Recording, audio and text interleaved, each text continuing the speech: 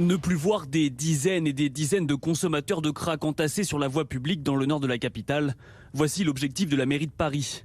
Dans une lettre envoyée hier à Jean Castex, Anne Hidalgo propose notamment d'ouvrir plusieurs lieux de prise en charge pour les consommateurs, dont un dans le 20e arrondissement, qui serait adapté pour des prises en charge 24 heures sur 24 des toxicomanes. Anne Hidalgo a décidé de proposer ces lieux, j'allais dire clé en main, pas tout à fait, mais en tout cas avec une liste de noms de lieux. Et en disant maintenant, il faut y aller, on ne peut pas continuer d'attendre des changements de loi qui n'arrivent jamais et des situations qui finissent par être extrêmement mortifère pour tout le monde.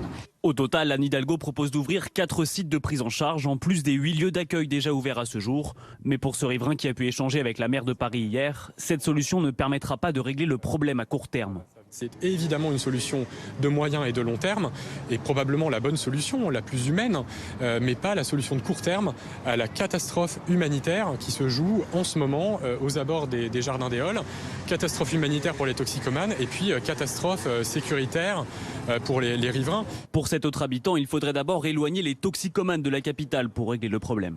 Ça ne suffira pas parce qu'on va garder le problème à Paris. Or, ce qu'il faudrait, c'est des centres de sevrage hors de Paris, hors d'Île-de-France, des centres très éloignés.